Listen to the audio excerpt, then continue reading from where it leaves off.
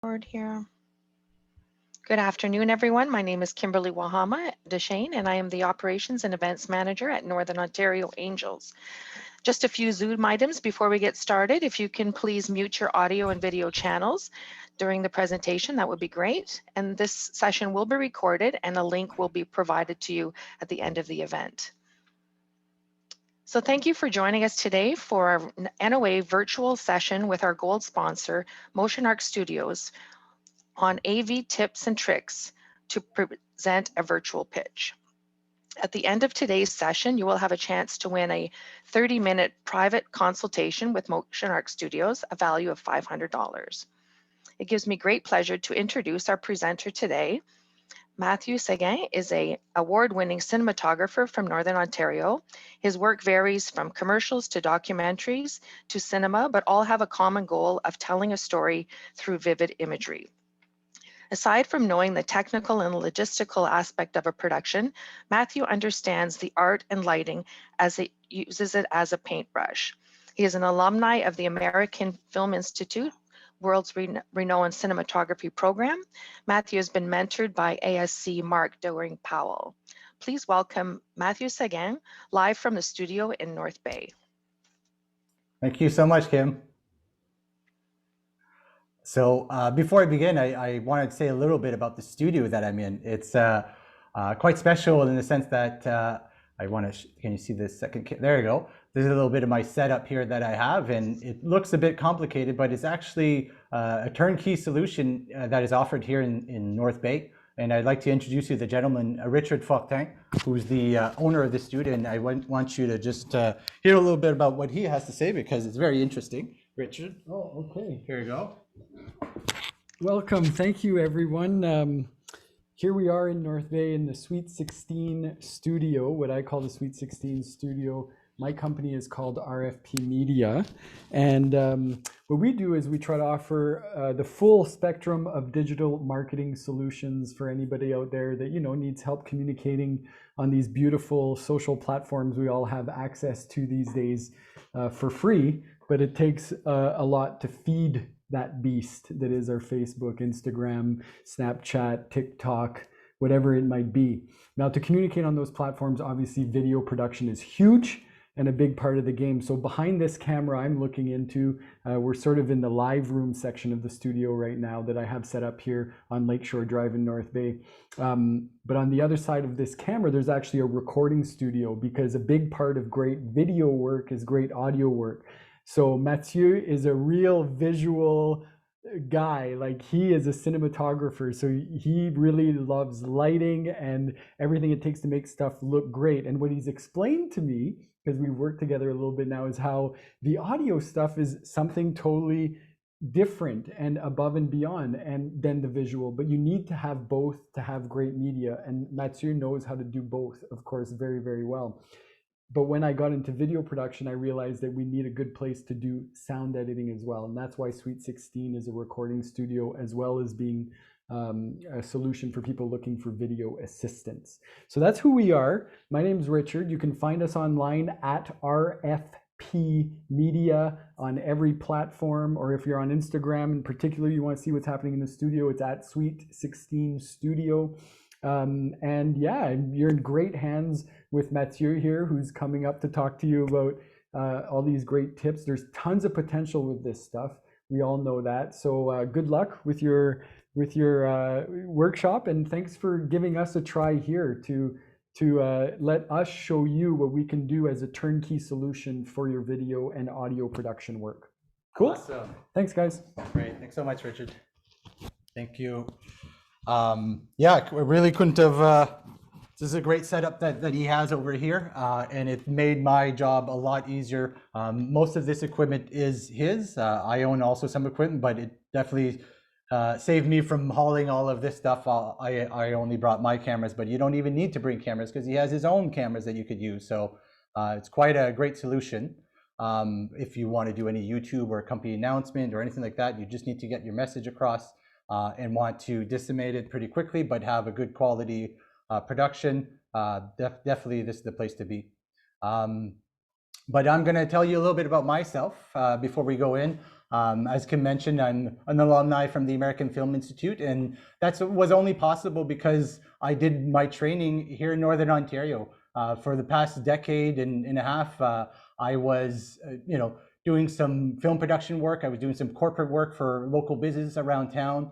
I was doing music videos. I was doing anything that could help me to keep creative. And it's thanks to the community and the support that I got, I was able to actually apply and go to the American Film Institute, which was a pretty amazing opportunity that I got to have. And now I'm back here with all that knowledge, and I want to put it to work. I want to apply my skills, and hopefully I could help you tell your story whenever you have a story or a company announcement that you want to say and you want to bring it to the next level. That's where I could help you out. But in the meantime, you still got to pitch your stuff. You still got to talk to people, and sometimes you don't need a big video production. You just need something that gets your message across. And nowadays with video conferencing, that's obviously the way to do it, since we can't be in another room with somebody else. But that also puts some new challenges to now. It's no longer just a face-to-face, and it's the chemistry that you're kind of depending on. A lot of it is technical, unfortunately. And so if we could just kind of make sure that we get that technical side done, then you could focus on pitching your product or to your investors the best way possible. And to do that, we want to put you in the best light.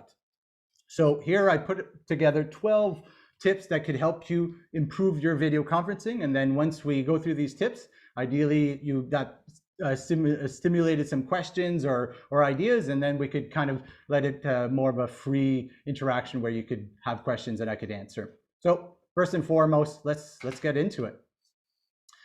The first thing is obviously lighting, and it's not always the first thing, but we want to have a balanced image. And as cameras now are pretty amazing, even your iPhone is quite spectacular, but all cameras will face challenge when there's a lot of contrast in the shot. When you have a very dark background and a very bright foreground, or vice versa, the camera cannot, it needs to have a balanced exposure. So first and foremost, let's talk about the light. Here, what's the best lighting for your video? You want 3/4 lighting. So imagine if this is 0 degrees and this is 90 degrees, you want your light at 45 degrees. Actually, here, I'll show you on the 45 degrees and a bit higher up, so then it's coming down on an angle and it's filling in all of those shadows and giving you some dimension to the face. You don't want it all the way straight on, because then that will flatten out any texture and dimension in your face.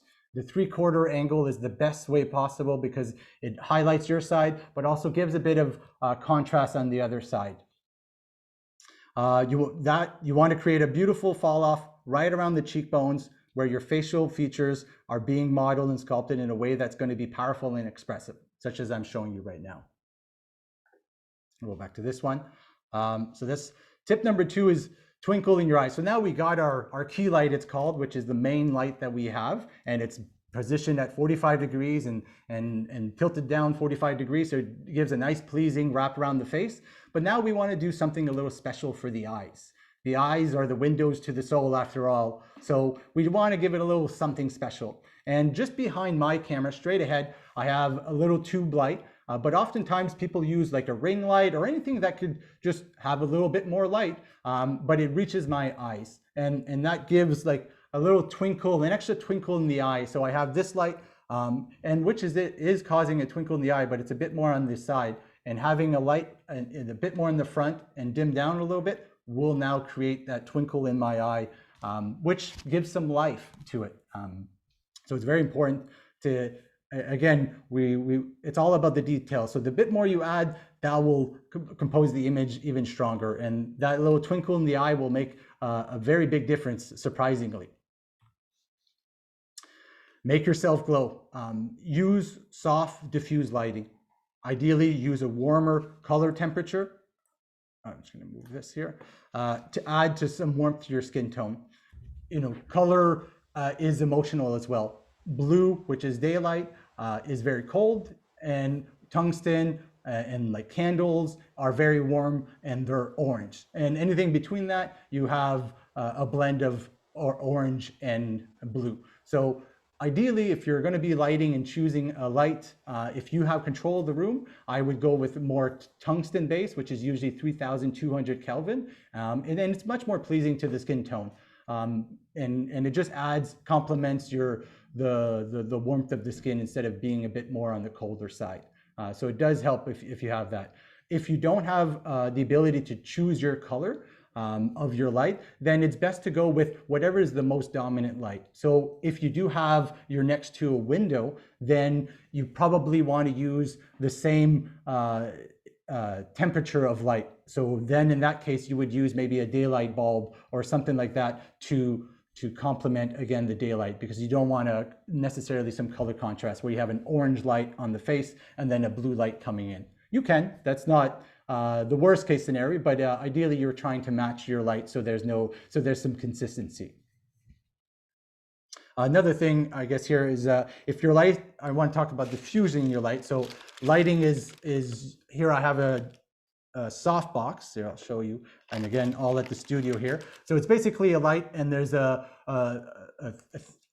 diffusion in front of it, which then helps spread the light and soften it up. So it's not just on one side, it helps wrap the light around the face. I imagine you don't necessarily have one of those lights necessarily at home if you're not into video world, but you could use anything to soften your light. It's basically a Chinese lantern is one of the best examples that you could use for soft light. They come in 8-inch, 12-inch, all the way up to 24-inch. And you could put a bulb in here and you could put a dimmer on it. You could really control all of the aspects of the light.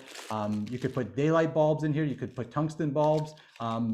The Chinese lanterns are very heavily used in the film industry because they're nice and soft and they're very easy to use. So this is by far the best diffused light on the budget is a Chinese lantern.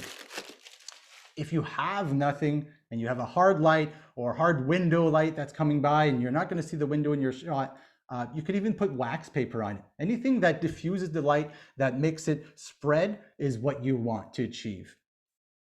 Another way is if, for example, I have this light coming here and I feel it's still a bit shadowy or I want to lift up, I could easily put a few white pages on my keyboard here and white will bounce back up and then it will fill in my shadow side. So it's all using these little tips to really help add more light towards your face so then everything starts to be balanced.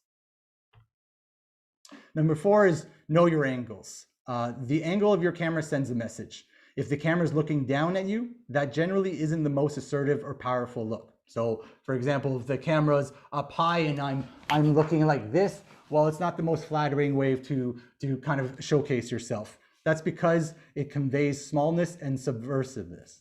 On the other hand, it's the camera, if the camera's far below you, it's in sort of looking up at your chin, that may not be the most flattering as well. So, you know, sometimes there's the webcam on your laptop or you're standing up and then you're looking, you know, again, that's not flattering. Position the camera just a touch above the eye line or ideal aesthetic and physiological effect. So, you know, if it's not eye line, then position the angle that it has some emotion, you know that it's going to create a certain effect, right? And that's what you're positioning the camera. But if you're not going for a certain effect or physiological effect, you want to put the position the camera slightly up on the eye line and just like this. This would be the most kind of your default position of your camera angle. And then as you see here, my second angle is I could show more of this space. So that's why I chose that angle.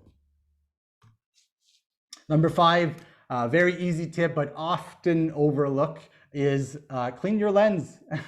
A little bit of smudge on your lens, especially if you're using an iPhone, it's typically in our pockets, or even our webcam. You know, there's a lot of smudge that could get on that. Our finger, our oil of it will create some softness in the image if there's something on it. And, you know, just give it a little wipe before you start it off, and at least you're starting off with some clean optics. You know, it's already a challenge to get good images, you know, through the bandwidth, through your camera and all that stuff. So let's start off with at least some clean optics. So at least you could eliminate that out of the way and you could troubleshoot from there. But you don't want to start off with a gunky lens. Number 6 is dress for the camera. The camera doesn't respond to colors and patterns the same way as human eye does. Dress accordingly. If you're wearing a white outfit, that's very likely going to be exposed. For example, if I had just this white shirt and I have a window that's really hot on it, the shirt would be overexposed very, very, very quickly.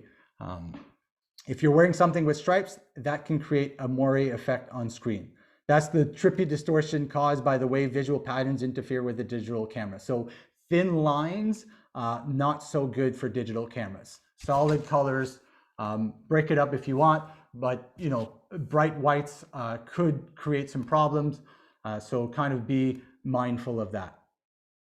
If you're wearing glasses, you may have to really have a really distracting reflection from your screen. So you want to back it off or tilt it up. And that's one of the reasons why I opted to use my own cameras, because my webcam is typically on my computer and I always get streaks on my glasses because the screen reflects on it. And it loses that connecting with the eyes, that ability to connect with the eyes, which is the windows to the soul. So if you can minimize that or tilt the screen or even tilt your glasses so you avoid reflection, it's going to help you out a lot.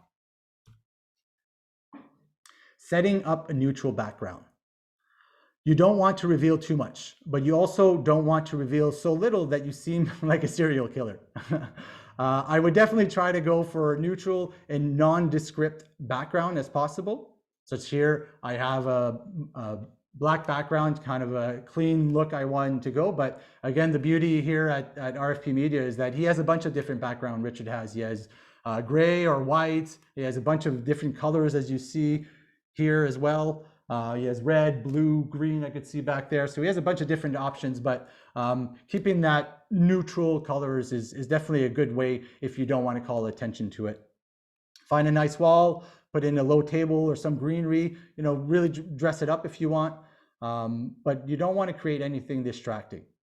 Such as books or anything that you could kind of go in and read what's on the table or read what's in the book. You want them to focus on the message and not reading your books. Setting up a totally fake background. That's also another option now with Zoom and other video conferencing software, is that you can put a virtual background.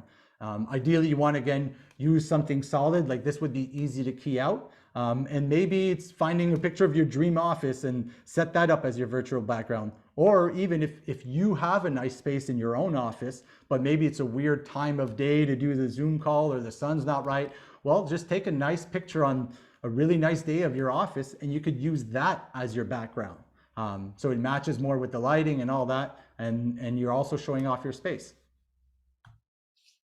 Number 9 for video conference, which should almost be number 1, is experiment. Video apps can't see all that well in terms of detail. Experiment with your setup so you're comfortable yet are able to easily reach all the things you will need to operate during the meeting. Such as here, for example, I have the 2 cameras, very accessible. I've tested them out, tested out the sound, I tested them out individually. I did a bunch of things to get this working, and I came here a few hours just to make sure everything was working correctly, because I'm sure if I would have, I'm confident if I would have just came here 10 minutes before, there would have been some technical difficulties. So especially if it's something that you need to impress, test out every single function of anything that's being connected, something that you're presenting, especially playing back videos in Zoom. It's particularly tricky with bandwidth and things like that. So you want to make sure to double check every single thing that could be causing an issue. Less is more. In general, you don't have to try as hard with video call. Use the grandma trick. Less is more, for example. Go to your mirror and turn around really fast. What's the most distracting thing? And take that down. So just do it a little quick like that. And if something that flashes or it looks distracting to your eye, you should probably remove it. You want to be pretty, less is more. It's probably better for the video conferencing that you don't have a bunch of stuff, again, for distracting or other reason that the camera might have problems picking it up. It might create an autofocus issue sometimes. As well. Number 11, get over yourself. In video calls, you should avoid yourself. You might get swept up into watching yourself. Try not to watch yourself as much as if you were in a meeting or were talking to someone. You wouldn't be constantly looking at yourself. And which is kind of the, number 12 is a similar point. The camera is your audience. And as you know, in Zoom, it's very easy to just look at yourself because that's where all the faces are and all that stuff. But actually, you should be looking at the camera because that's where your audience is, right there. I'm watching a monitor right now, which I'm making as much eye contact as possible, but really I should be even looking in the lens. That's where you guys are. And it's kind of counterintuitive because if I'm looking in the lens, I'm not looking at you, but really looking at you means I'm looking in the lens. So just kind of keep that in mind. Obviously, it's not always possible because you're reading or you're talking, but just kind of make a note that, you know, to check in with the lens because that's where your audience truly lives, in the lens there. So those are my 12 tips of video conferencing. By no means is it easy to video conference, but just these little tips will help you to create a better image. And the idea is to really create an image that you want, right? Everything that you don't control, well, that will also control your image. So might as well be in control of it, such as lighting, such as sound, such as the camera angle, such as what you're wearing, such as your background. All of these little things add up to an image that looks a certain way or creates a certain impression on somebody. So just be mindful of that because if you don't control it, it will control you. Oh, just a sec. Oh, hey, Rich. So thank you. I'd like to take if you would like to take the step and have your story or your company announcement, I'm here to help. We're at MotionArc Studios. We're storytellers focused on co-creating premium video content to help grow businesses by leveraging the power of video. That's what I'm here for. If you want to take the next step, here's my contact information. I hope those tips were useful for you, but I'm also here to answer any questions that might have popped up or arose as I was saying these tips. So let's open the floor up.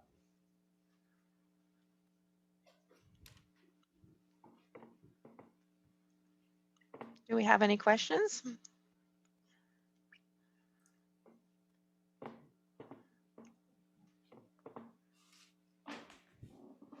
Not too fast, people. One at a time. I think somebody has a question. No. Some great tips. Thanks, Ron. I guess I could talk a little bit. I'll just keep talking until somebody has a question. Would be about a lot of people ask me about the cameras. Nowadays, cameras do very well with lots of light. So your iPhone or any attachment that you'll be attaching to your computer, make sure it has light. You know, if you're in a underexposed image, it doesn't matter how expensive your camera is. An underexposed image will always look grainy and bad. So, you know, an iPhone does spectacularly well when there's a lot of light or a decent amount of light and it's shaped like this. Like here, your iPhone would look just as good as my cameras here with this lighting setup.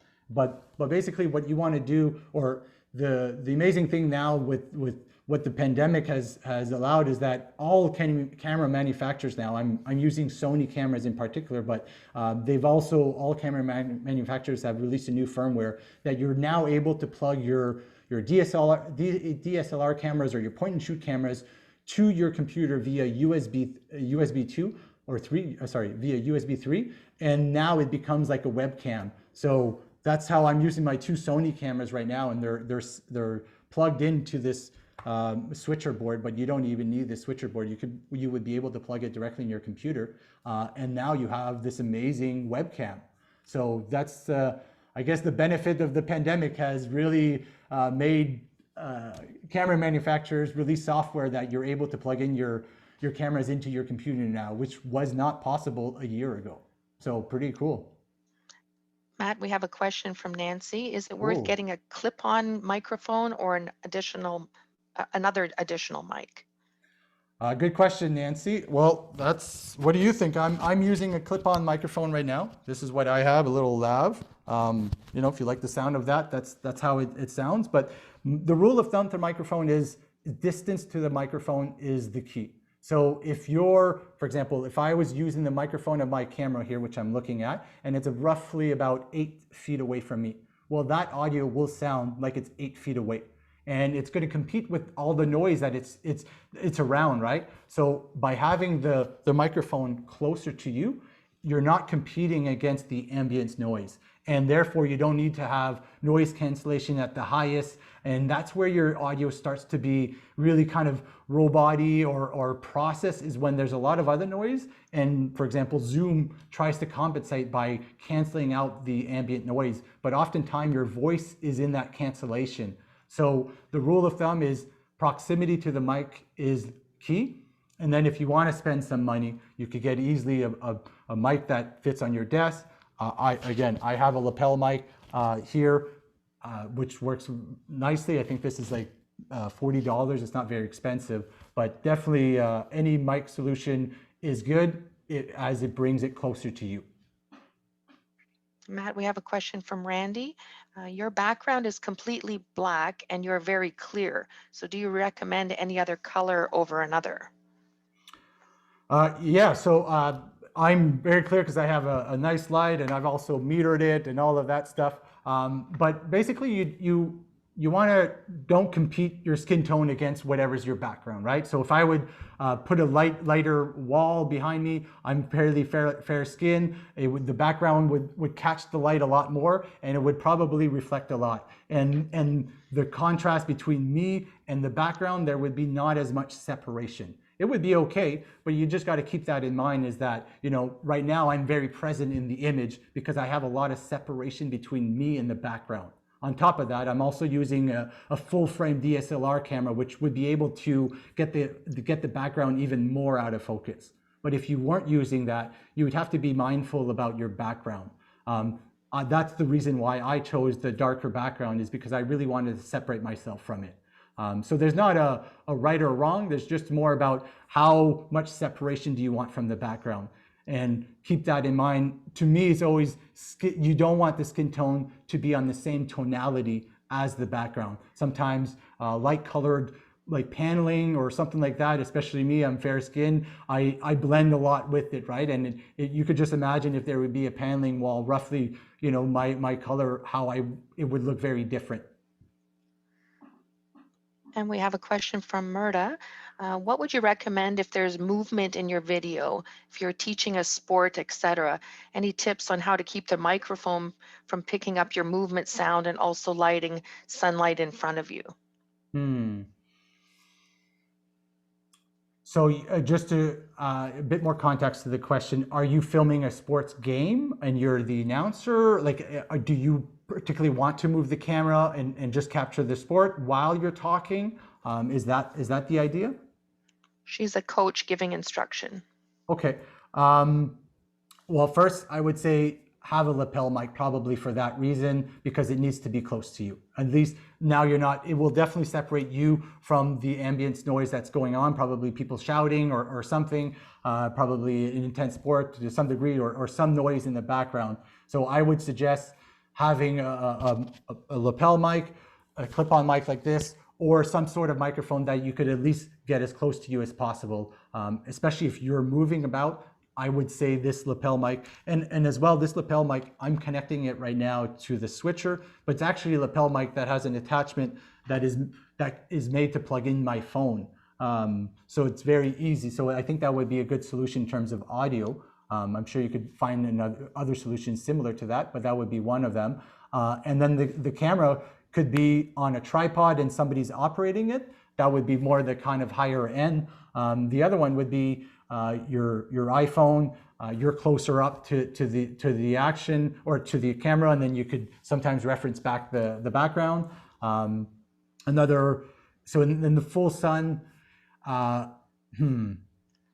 so if you're in the full sun and then the background is in the full sun, well, that's again not too bad. But if you would be in the shade and the background is in full sun, or you're in the full sun and they're in the shade, then you're definitely going to have problems. And that's where I'm saying that, the idea is to balance out your image as much as possible. I could go in about what you would need to shade that, but the goal is to keep in mind is that you want to reduce the extremes between the lightest part of the image or the brightest part of the image and the darkest part of the image. So just trying to keep that in mind. If the sun is facing you in the face and it's very bright, then whatever's not hitting the sun will be in extreme shadows. And so if that's the case, I would probably have a reflector, a big bounce, something white basically.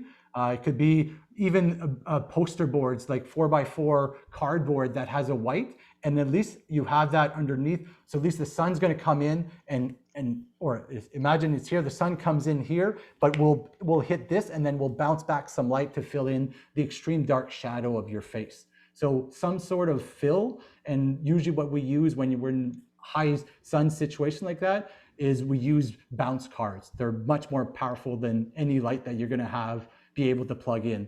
The sun is extremely bright, so you wanna just bounce it back in, whether through reflector or a white bounce card.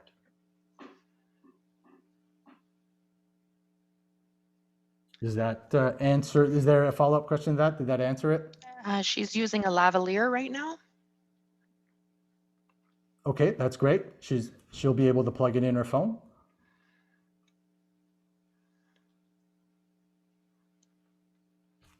Oh, am I able to see this chat? I can't. Okay, there you go. Yep. Maybe I could put that on.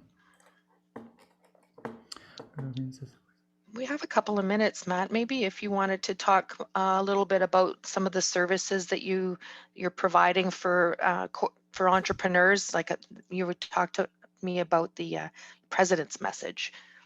That's right. Yeah. So we're offering. We looked at a lot of what clients or an entrepreneur would need in video solutions, and a lot of it is sometimes just to get their message across. So the president of the company or the CEO of the company has a message about whether COVID, for example, or any other situation where you just want to get your message across in a professional way. And that's where my services in MotionArc Studios, what we offer is we could come to your location, set up a very similar setup in the sense of beautiful key light. I have 2 cameras, and we'd be basically having an interview with you and to get your message across, and then we do a little edit of that video and send it back to you. But that would be the idea, that we could come in your location, do a beautiful lighting setup, so you don't have to worry about any of the technical, and you could just get your message across. And that would be a pretty quick way of premium content that makes you look good and professional, but as well you're able to get your message across. And what we also offer is captions as well, because it's so important to not only have your message but also the captions below, because the stats show that if you don't have captions underneath, it really lowers the views on your videos. We have a question from Sylvie. She has a question on ring lights. Oh, great. Yes, I barely touched on that. Ring lights are awesome. They're now very cheap, especially the LED lights. You can mount your phone in it. There's like sometimes a stand where you can mount your phone, and then the ring lights around the phone, which is fantastic, especially because it creates these beautiful twinkle in the eyes. That's great. If you had 2 ring lights, that would be the ideal setup, because you'd have one at 45 degrees, you could get it a bit closer, and then now you could have your phone over there, like I'm doing, and then have the ring light in there that will give you the twinkle in your eyes. That would be the best setup. But if you're going to invest in anything in video conferencing, I think a ring light is your best bang for your buck. You need light, and it has a mount for your phone or whatever camera that you're going to be using, but also it's the first step to getting a decent video conferencing.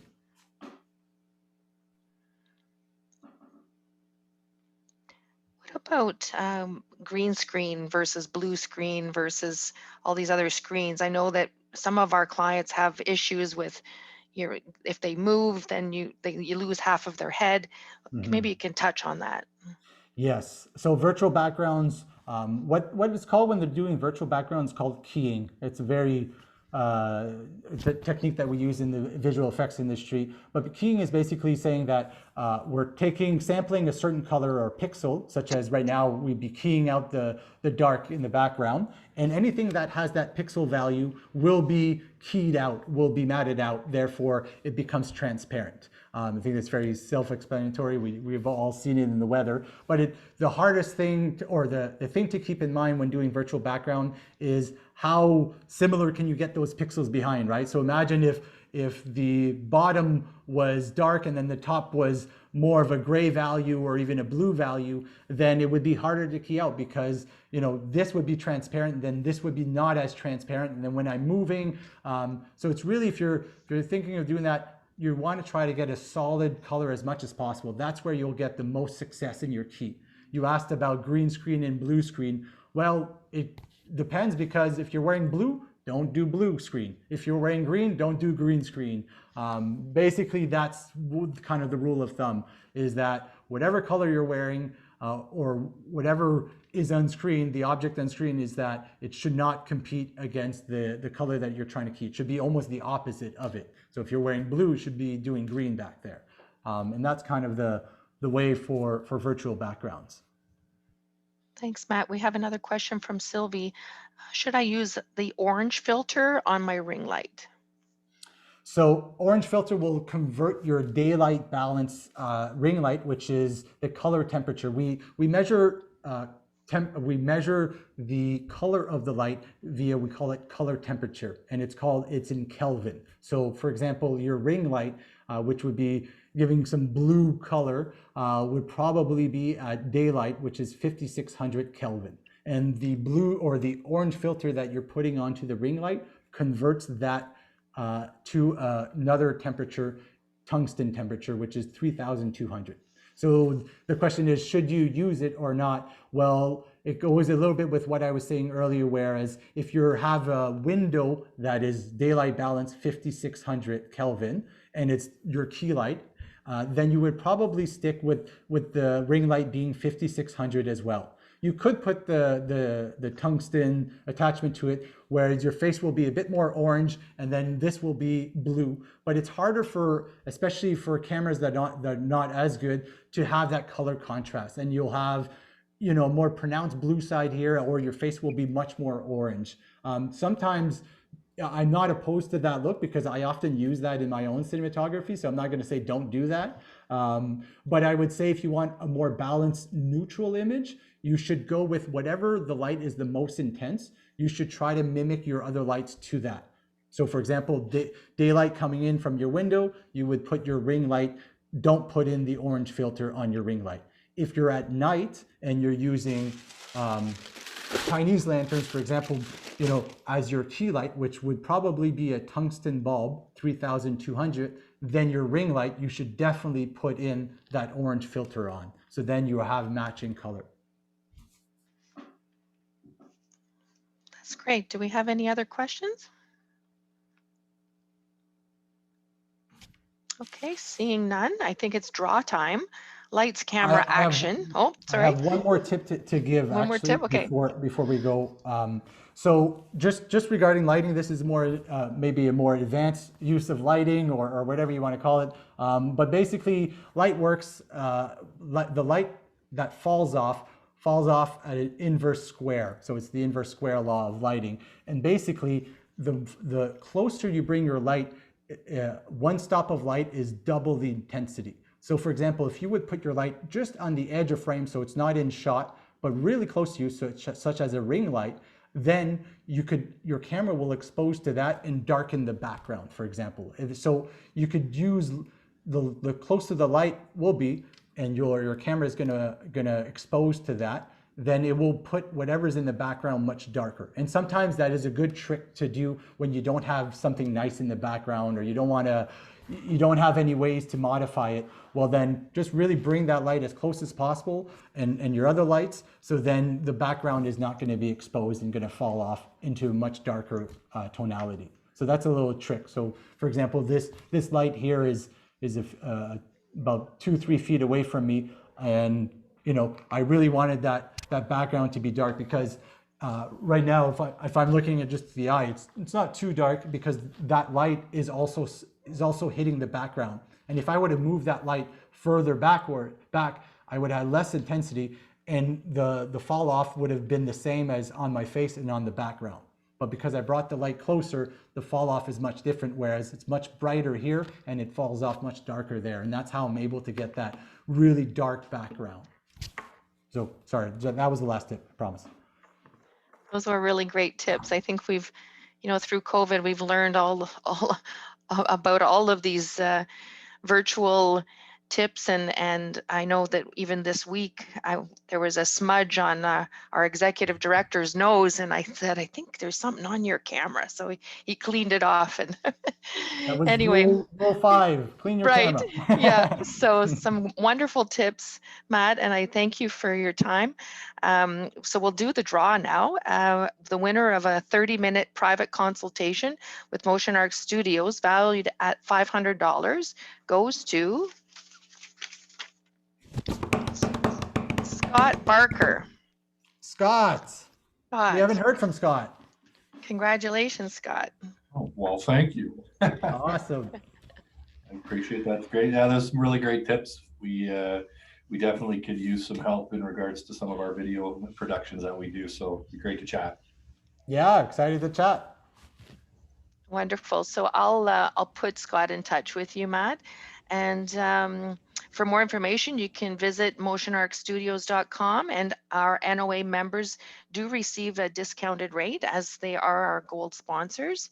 And we do value your feedback on our events. If you're interested in a particular topic for your business, please reach out to me at kim@northernontarioangels.ca.